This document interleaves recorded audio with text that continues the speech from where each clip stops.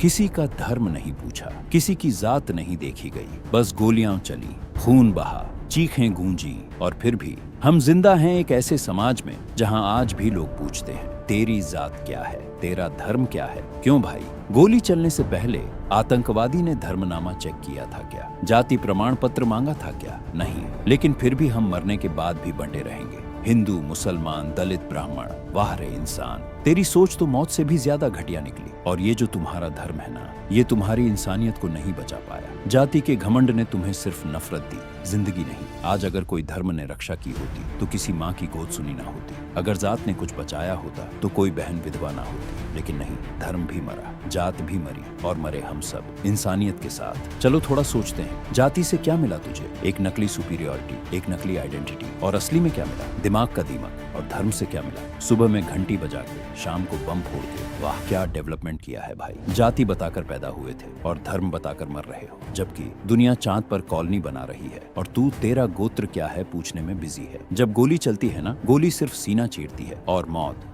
सबका धर्म बराबर कर देती है। लेकिन हम हैं कि मौत के बाद भी सर्टिफिकेट ढूंढते हैं। ब्राह्मण डेथ, दलित डेथ, हिंदू डेथ, मुस्लिम डेथ। भाई, डेथ में भी कैटेगरी बना दी। थोड़ा शर्म कर ले अब तो। एक तरफ तो कहते हो हम सब भगवान के बच्चे हैं और दूसरी तरफ उसके ही बच्चों में SC, ST, OBC जनरल का डिवीजन खोल रखा है। भाई, भगवान अगर होता और इंसान बनाया होता तो ये बोलता, भाड़ में जाओ तुम सब, मैंने तो इंसान बनाए थे। और फिर आते हैं ये धर्म के ठेकेदार, ये जाति के ठेकेदार, जिनकी दुकानें तभी चलती हैं जब लोग बटे रहते हैं। तुम्हें एकता से नहीं, तुम्हें लड़ाई से फायदा है। हिंदू मुस्लिम के दंगे, दलित ब्राह्मण का घमंड, यही तुम्हारा बिजनेस मॉडल है। मंदिर का चंदा चाहिए, मस्जिद का फंड चाहिए और जनता को चाहिए 2 वक्त की रोटी, स्कूल, अस्पताल, पर नहीं। तुम तो लगे हो धर्म खतरे में है का व्हाट्सएप फॉरवर्ड भेजने में। कभी गौर किया, जो सबसे ऊंची जाति का नेता है या सबसे पवित्र धर्म का ठेकेदार है, उनके बच्चे हार्वर्ड और ऑक्सफोर्ड में पढ़ रहे हैं और तुम्हारे बच्चे धरने में लाठी खा रहे हैं। क्यों? क्योंकि तुम्हारा धर्म सिर्फ झंडा उठाने के लिए है, तुम्हारी जाति सिर्फ दंगा करने के लिए है और उनका धर्म डॉलर कमाने के लिए है।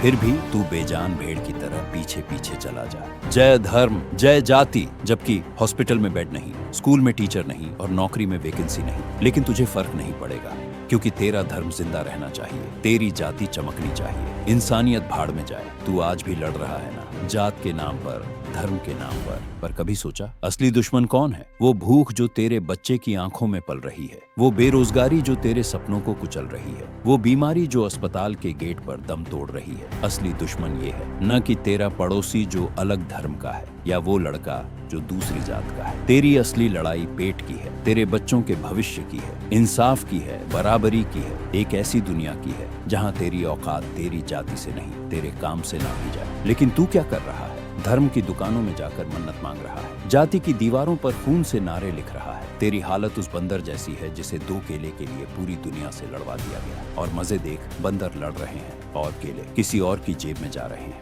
जाति के नाम पर तू फ्री में लड़ रहा है, धर्म के नाम पर तू फ्री में मर रहा है और तेरी मौत का फायदा वही उठा रहे हैं जो तुझे लड़ने के लिए उकसाते हैं। कब समझेगा तू? कब तक यूं ही मोहरा बना रहेगा? बहुत हो गया, अब और नहीं। अब अगर लड़ना है तो भूख के खिलाफ लड़ो, बेरोजगारी के खिलाफ लड़ो, भ्रष्टाचार के खिलाफ लड़ो, जाति और धर्म का चश्मा उतार फेंको और इंसानियत की आंखों से देखो। याद रख, गोली चलने से पहले आतंकवादी तेरा धर्म नहीं पूछता, बम फटने से पहले जात नहीं पूछता। मौत सबको एक जैसी मिलती है तो जिंदगी क्यों बांटी जा रही है?